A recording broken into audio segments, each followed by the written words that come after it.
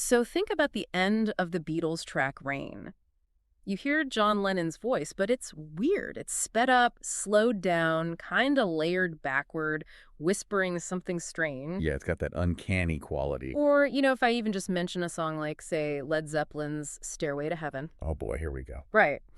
There's that rumor, that persistent idea that somewhere buried in that iconic track, there's a message. Something way darker than just a song about, well, whatever Stairway is actually about. It's true, though. For decades, people have been sort of primed to believe that the music we love has this hidden layer, this secret language.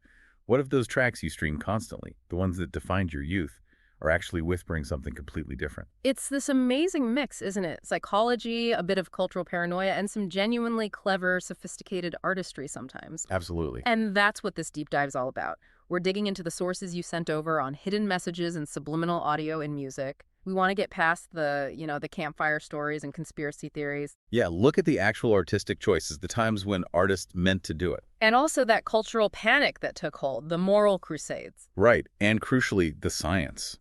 Why do our brains even want to hear secrets where maybe there aren't any? Exactly. We're going to trace this whole thing from, believe it or not, occult figures way back when, right up to modern pop stars using these techniques for, emotional confessions. It's quite a journey. But first, we should probably define what we're actually talking about, because hidden message can mean a few different things. Good point. Okay, number one, the big one, backmasking. Right. This is literally audio recorded backward.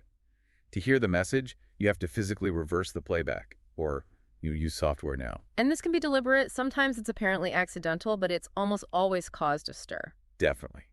Then number two, there's subliminal audio. Okay, so this is different. These are messages that are supposedly hidden but played forward. They're just mixed really low, right? Like super quiet, maybe negative 20 decibels. Exactly. Or maybe masked by other sounds in the track. The whole idea, and we'll definitely get into the science of this later, is that it's below your conscious hearing threshold, but somehow influences you subconsciously. Or that's the claim, anyway. Right, the spooky mind control stuff. Finally, we've got coded lyrics and symbols. This isn't really about the audio engineering itself. More like interpretation. Yeah, looking for patterns in lyrics, hidden meanings in album art, or even finding binary code hidden in the rhythm patterns of a song. Gets pretty out there. Okay, got it. Backmasking, subliminal audio, and coded symbols. Let's dive in. Okay, so the history of playing stuff backward. It didn't just pop up with rock music in the 60s, did it? The origins are actually kind of weird and go way further back. They really do. It's fascinating. You have to go all the way back to 1913, and the source is, well, a bit unexpected. It's the occultist Aleister Crowley. Crowley? Really? What did he have to say about it? Well, in his big book, Magic, Book 4, Yeah. he actually suggested listening to phonograph records backward, but not to hear secret messages. No. Then why? He thought it could, and this is his phrase, train the mind to think backward. It was a kind of mental discipline, a spiritual exercise. Train the mind to think backward. What did he even mean by that? Like literally reverse your thoughts? Sort of, yeah. It was about breaking free from normal linear thinking, kind of a meditative thing, trying to reverse the flow of time in your own consciousness, access different states of awareness. It wasn't about hiding stuff for other people to find. It was strictly for personal mental training. Wow. Okay, so it starts as this really niche, solitary, occult practice. Exactly. And space pretty obscure for a long, long time. We see a tiny little nod to it much later in a 1935 movie, Gold Diggers of 1935. They used some reversed music just for a quick gag, like a sound effect. Yeah. Nothing serious. Just a comedic beat. So when did it actually hit the mainstream, even as a novelty? That leap happens in 1959. There's this track called Car Trouble by a group called the Eligibles. And this is important because it seems to be the first time someone put a backward message in a song, intending for the average listener to find it and understand it. Okay, so what was the big secret message in Car Trouble? Something profound. Not exactly. If you played the right part backward, you clearly heard a voice saying, "And you get my daughter back by 10:30, you bum." No way. That's hilarious. Just classic 1950s dad anxiety. Pretty much. Yeah. And it even charted, barely. Made it to hashtag 107 on Billboard. So it shows that the first public use was just playful, totally intentional, not trying to be sneaky or deep, just a fun little Easter egg. But then, the Beatles happen.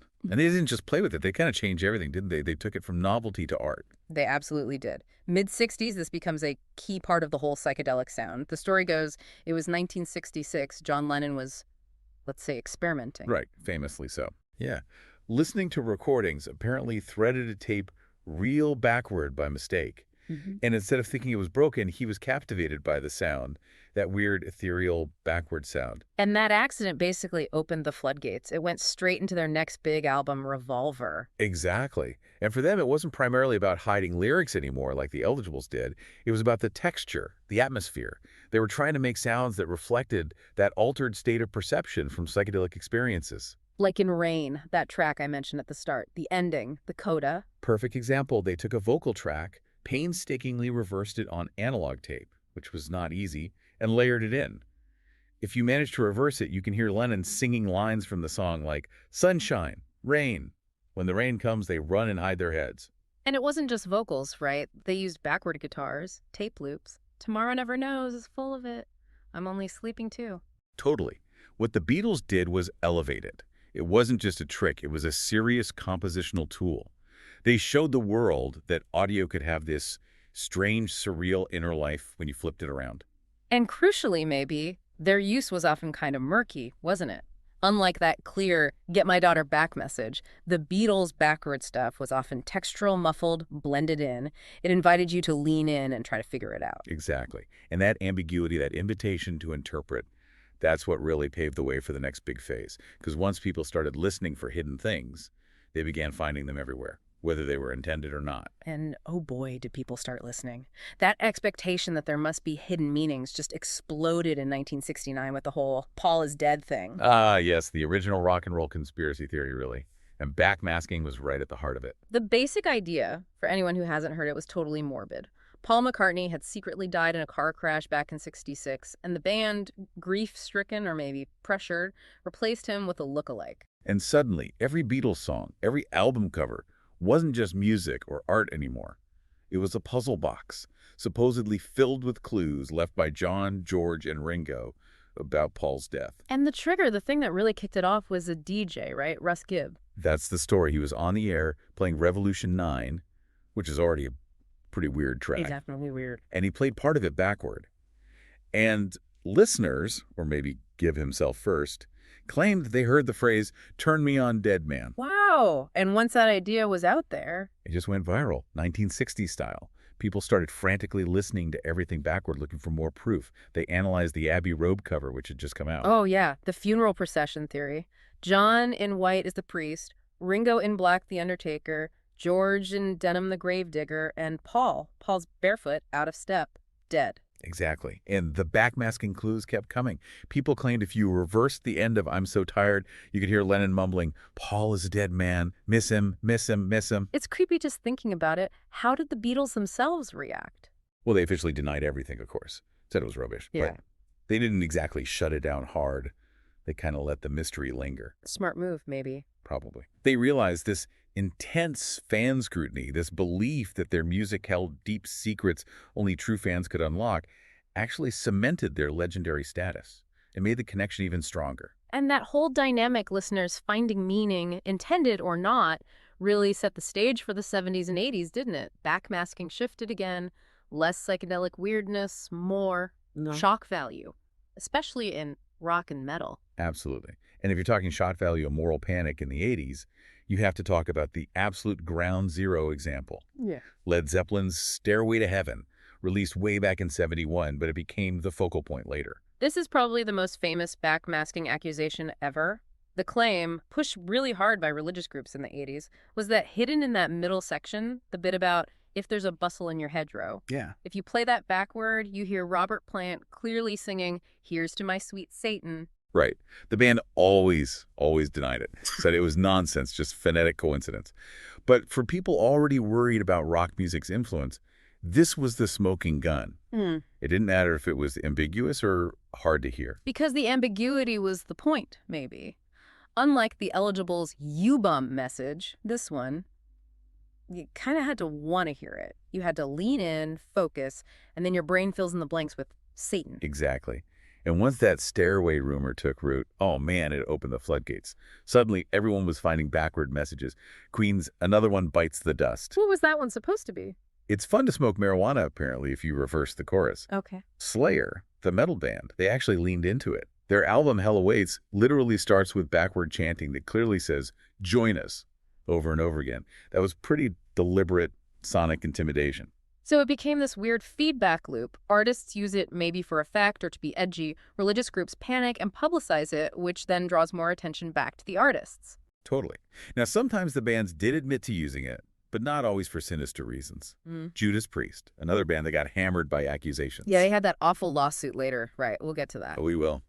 But earlier, on their song Love Bites from '84, they confirmed they put a backward message in. And what was it? It was, "In the dead of the night, love bites." They said it was just, sonic experimentation, adding a layer, like the Beatles did.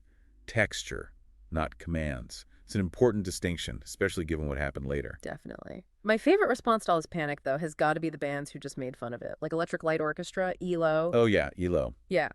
On their album Face the Music, in the track Fire on High, they got accused of hiding messages, so they decided to troll the accusers. What did they do? They put in a perfectly clear, intentionally backward message that said, "The music is reversible, but time is not.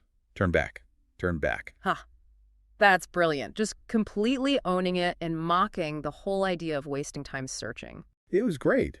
And, even Prince got in on it, but in a surprising way. Prince? How so? Well, his song, Darling Nikki, was super controversial for its explicit lyrics, one of the reasons the PRC wanted warning labels. But at the very end of the track, there's this backward bit. And what did it say? Something scandalous? Nope. When people reversed it, it was Prince saying something like, "Hello, how are you? I'm fine, because I know that the Lord is coming soon." Coming soon. Wow. So he used backmasking for a religious affirmation after all the satanic panic. Exactly. It showed how the technique had become this flexible tool for artists, for art, for satire, for shock, even for expressing faith. The whole controversy had kind of taken on a life of its own. Okay, so we've talked about the history and the controversies. Let's get a bit more technical. How do they actually do this backmasking stuff, especially back in the analog days? And are there other ways artists hide things? Right. Well, early on, it was purely physical. We're talking analog tape reels. You literally had to take the tape off the machine, flip it over so it would play backward, record your backward message or sound onto it. Okay. Then maybe cut that little piece of backward tape out, physically flip it back around the right way, and splice it into the main master tape where you wanted it. Wow, that sounds incredibly fiddly and time-consuming. Oh, totally. Really laborious. And it gave the backward bits that distinct, slightly warbly, unnatural sound because the tape heads weren't reading it quite right. But when you manually reversed the final record or tape, the message would be clear, even if the forward-playing version was just garble. So you really needed a turntable that could play in reverse or rig up a tape deck. Pretty much. Or just patience in spinning the record by hand. That physical limitation gave it a unique sound, though. Think about those reverse Beatles guitars on Revolver. That distinct texture comes from the analog process. And some artists went all in, right? Like that Napoleon 4 Thief track. Yeah. ATAAT AAAM EKT OT Nemo C Airy T from 1966. That was literally the entire A-side hit song, "They're Coming to Take Me Away, ha ha." Yeah. Just played completely in reverse for the B-side. An entire reverse track. That's dedication to the bit. So how does it work now in the digital age? Much easier, I assume. Oh, night and day. Digital audio workstations, DIWs, software like Pro Tools, Logic, even free stuff like Audacity. You just highlight a bit of audio, click a button that says reverse, and boom, done, instantly. No splicing, no flipping tape? None. It's effortless. And that precision means you can do much more intricate things. Loop a tiny reverse sound, tuck it underneath the forward vocal, apply effects to it precisely. Which leads to newer techniques, right? Like that reverse echo thing. Exactly. Missy Elliott's Work It from 2002 is the classic example. That line, put my thing down, flip it and reverse it. The reverse bit sounds so weird and cool. Yeah, how did that work? What they do is they take the vocal snippet, apply the echo or reverb effect first, and then they reverse the whole thing, the sound plus its echo tail. Ah, so when you play it forward. You hear the echo before the sound that supposedly caused it. It creates this really distinct, unsettling, backward-sounding swell. Super clever production. Okay, so that's backmasking. What about the other types? Subliminal audio. The super quiet stuff. Right. This is more rooted in like psychological experiments and maybe advertising paranoia. The idea is embedding a message, played forward, but at a volume so low, say negative 20 dB, or even lower, or maybe masking it with other music or noise so that you supposedly don't consciously hear it. But your subconscious picks it up. That's the theory. That's the theory. We'll definitely poke holes in that later with the science bit. But yeah, that's the concept. Less about reversing, more about hiding in plain sight, volume-wise. Gotcha. And then there was steganography and encoding. That sounds really techy. It kind of is. Steganography is basically the art of hiding data within other data. In audio, it could mean subtly altering frequencies in ways the human ear doesn't notice, or changing tiny bits of the digital audio file itself to embed information. You wouldn't hear it. You'd need software to extract it. So it's not even about hearing something backward or forward. It's like hiding a text file inside a song. Pretty much, yeah. Or a more musical example, mentioned in the sources, is hiding messages in rhythms. Like, apparently in the video game Undertale, fans found that if you translated the rhythm of missed notes in one song, Hopes and Dreams, using the patterns from another rhythm game, Taiko no Tatsujin, it spelled out a secret message in binary code. Whoa. Okay, that's next level dedication from both the creator and the fans finding it. Right. It shows how broad the idea of a hidden message can be. So if artists are doing all this, how do listeners actually find this stuff? Back in the day, it was manual labor with a turntable. Now, Detection is democratized, like we said. Anyone can download Audacity for free, load an MP3, reverse it, slow it down, zoom in on the waveform. It's easy. And for the really technical stuff like steganography or those visual things. That's where spectrogram come in. Spectrogram software basically creates a visual map of the sound showing frequency, loudness, and time. It turns sound into a picture. And you can actually see hidden things. Sometimes, yeah. You might see patterns that aren't obvious audible frequencies, or sometimes artists deliberately embed images or text that only show up on a spectrogram. Aphex Twin was famous for putting a distorted picture of his face in the spectrogram of one track. It's a way to visually confirm intent sometimes. Okay, but this leads to the big problem, doesn't it? Just because you can reverse audio and listen closely doesn't mean every weird sound you hear was put there on purpose. Exactly. And this is where we hit the major pitfall, the scientific explanation for probably most of the controversial discoveries. It's a psychological phenomenon called pareidolia. Pareidolia, that's the thing where you see faces in clouds, right? Or Jesus on toast. Precisely. Our brains are hardcore pattern-matching machines. We're wired to find familiar shapes, objects, and especially meaningful sounds like language, even in random or ambiguous input. So when you play audio backward, it's basically just garbled noise to our ears? Right. It's random-ish phonetic sounds. And your auditory cortex goes into overdrive trying to make sense of it, trying to map those sounds onto words it knows. And if some of those random backward sounds happen to vaguely resemble a word, especially a charged word like Satan or drugs, your brain latches onto it. Especially, and this is key, if someone has already told you what you're supposed to hear. The power of suggestion. Huge. If someone says, listen closely, you'll hear sweet Satan, your brain is primed. It's actively searching for sounds that fit that pattern and will likely interpret ambiguous noise as those words. It's mostly not deliberate coding, it's phonetic accidents amplified by our own psychology and expectations. So the digital age made backmasking easy to do and easy to detect. And it seems like that changed why artists use it, right? The focus shifted away from, like, the satanic panic stuff. Massively. The whole shock value aspect, while maybe not gone completely, definitely took a back seat. What you see a lot more of now, especially in cases where artists actually confirm they did it, is using backmasking for deeper things. Vulnerability, expanding on story or lore, personal reflection. It's less about scaring parents and more about adding a hidden layer of meaning for dedicated fans. Exactly. It becomes an intimate communication almost. Yeah. A really powerful example is Radiohead. Oh, yeah, the Daydreaming track from 2016. That ending is just unsettling whispers. Right. And Tom York eventually confirmed what those whispers are if you reverse them. It's him saying, half of my life. Wow. And that related to? It came out around the time he was going through a divorce, ending a 23-year relationship. He was 46, half his life. So suddenly, that backward whisper isn't just weird sound design. It's this incredibly raw, personal, heartbreaking confession tucked away at the end of the song. It adds this whole other layer of sadness to an already melancholic track. It's like a secret he's only sharing if you listen really closely. Precisely. And Billie Eilish did something similar, maybe less specific, but just as emotional, on her track When the Party's Over from 2018. There's backmasking in that. Yeah. intentionally put there. In the bridge section, there are these reversed vocal snippets. And when fans reversed them, they found phrases like, "Don't you know I'm no good for you?" So directly related to the song's themes. Totally. She used it to amplify the feeling of sadness, regret, self-doubt that permeates the whole song. It's not a command. It's like the subconscious, negative self-talk bubbling up in a distorted way. It deepens the mood. That's really different from the join us chanting of Slayer. Worlds apart. And then you get bands using it for world building, which is a really cool modern twist.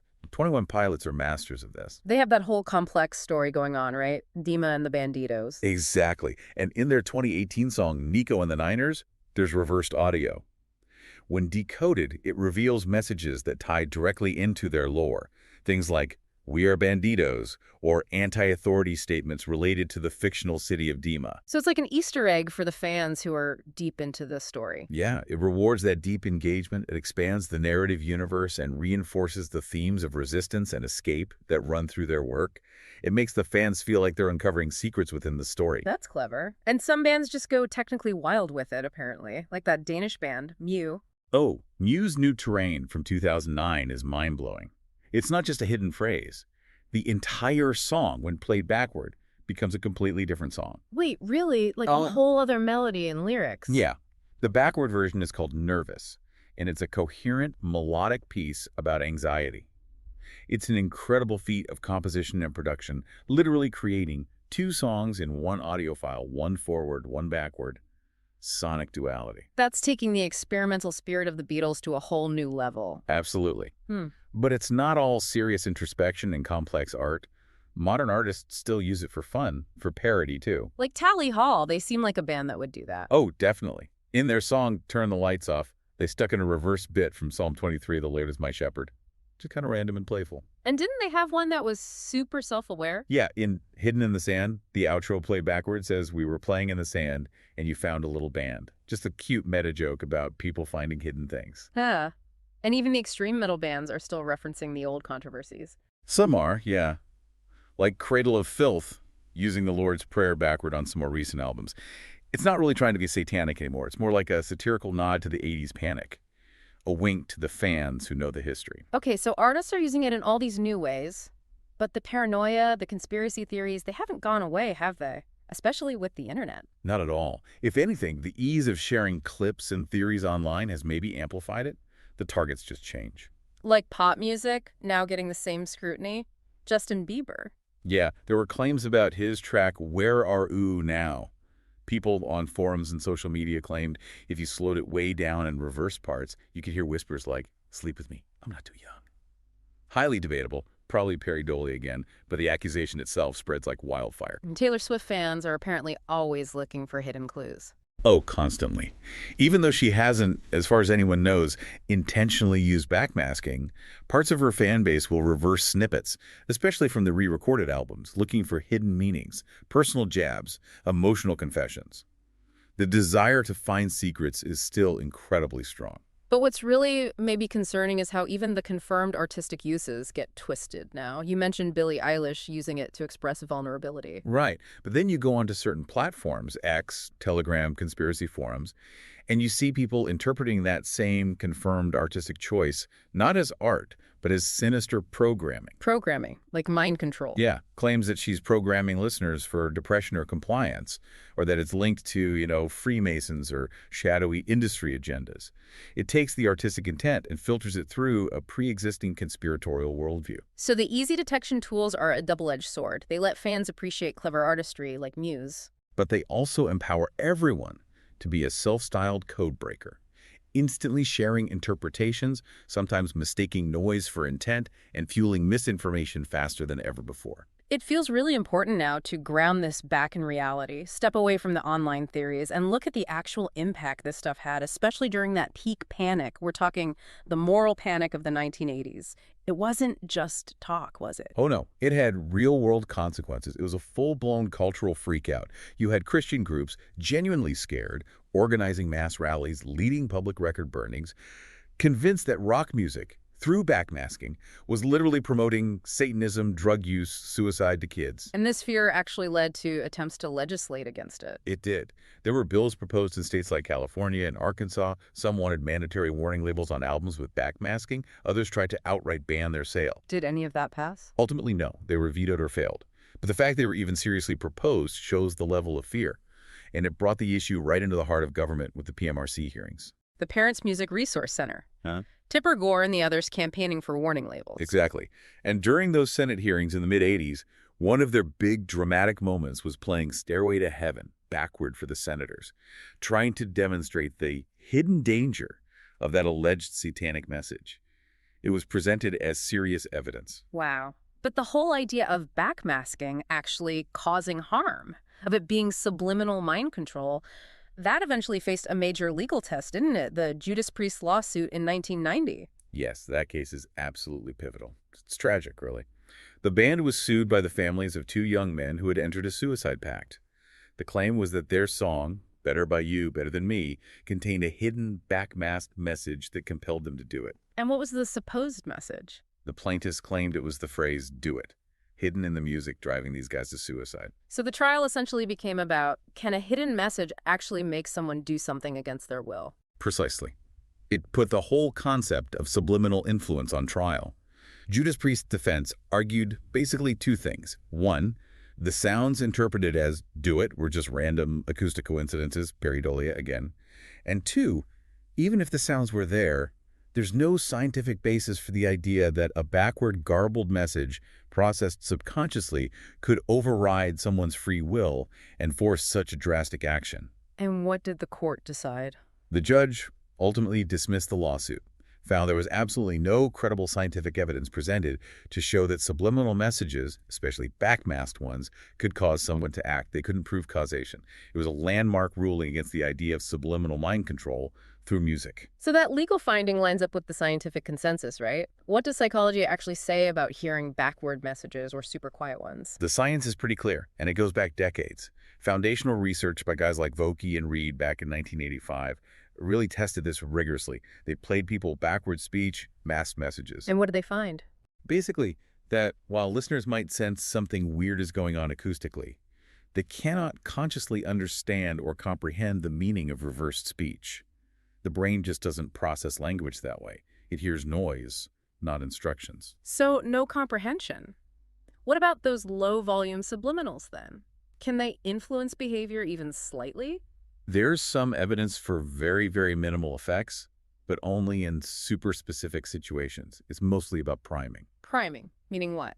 Like, one study in 2006 showed if people were already thirsty and you subliminally flashed the name of a specific drink brand, they might show a very slight preference for that brand afterwards. Okay, but the key there is they were already thirsty. Exactly. The subliminal message didn't make them thirsty. It just maybe nudged an existing desire or thought slightly.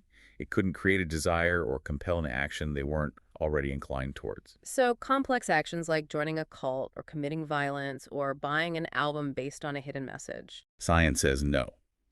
Major reviews of all the research, meta-analyses, basically conclude that subliminal messages have no significant behavioral effects beyond the good old placebo effect. Meaning if you think the message is influencing you? You might actually feel influenced, yeah. Your belief makes it real for you. But the audio itself isn't doing the heavy lifting. It doesn't have that kind of power. So when people genuinely do hear those spooky messages in reverse, stairway, Paul is dead, it's almost entirely down to suggestion and expectancy. That's the overwhelming scientific view. You're told what to listen for, your pattern-matching brain wants to find it, and it interprets random noise through the filter of that expectation. Pareidolia plus suggestion. That's the recipe. Yet despite the science and the court rulings, the fear lingers, doesn't it? You mentioned some countries ban subliminal advertising. They do, yeah. Places like the UK, France, Germany have rules against it. Even if the science says it's not really effective mind control, there's still an ethical principle at play, the idea that advertising, at least, should be consciously perceivable. You shouldn't be trying to persuade people with messages they can't even detect. It's about transparency, even if the technique itself is weak. Hashtag tag outro. So wrapping this all up, it's been quite a journey through the looking glass, hasn't it? What we've really uncovered here is this incredible intersection. Hidden messages aren't just one thing. They're this mix of genuine sound art, long-lasting cultural myths, and honestly, pretty predictable human psychology. Yeah, it really forces you, the listener, to be more active, doesn't it? More critical. You have to ask, am I hearing something real, or am I just finding what I expect to find? Right. And while the science pretty clearly shuts down the whole subliminal mind control fear, the practice itself, artists deliberately using backmasking or codes that absolutely endures, has become this really cool tool for adding layers, dropping Easter eggs, creating texture, or even sharing deep emotional truths with fans willing to do the work to find them. We've seen that whole arc, from Crowley's weird mind training idea to the Beatles making psychedelic textures, ELO having a laugh, right up to Radiohead using it for gut-wrenching vulnerability. It's shifted from fear to intimacy almost. Totally. Which leads to maybe the most interesting takeaway for me. We've established that the real power of backmasking probably isn't what the hidden message does to your subconscious mind. Right, because science says not much. Exactly. But maybe the real power is how knowing about that hidden layer changes the way you listen to the song played forward. Oh, that's interesting. Say more about that. Well, think about Daydreaming by Radiohead. Now that you know those reverse whispers at the end mean half of my life, and you know the context of York's life then, does that knowledge change how the whole song feels when you listen to it normally? Does knowing that hidden backward confession add weight or poignancy to the forward experience? Or with Billie Eilish, knowing those reverse lines are like, I'm no good for you. Yeah. Does that make the sadness of the forward song feel even heavier, more authentic? Exactly. Does the artist's vulnerability, revealed backward, actually enhance the art when experienced forward? It makes you wonder how many other songs or pieces of art in general are just waiting there with hidden layers, waiting for us to simply listen closer. To look beyond the surface and appreciate the difference between just random noise and deliberate, clever, maybe even moving artistic structure. It turns listening from passive consumption into active exploration. Beautifully put. Keep listening, stay curious, and maybe keep Audacity handy. Thanks for digging into these sources with us. It's been fascinating. We'll catch you on the next deep dive.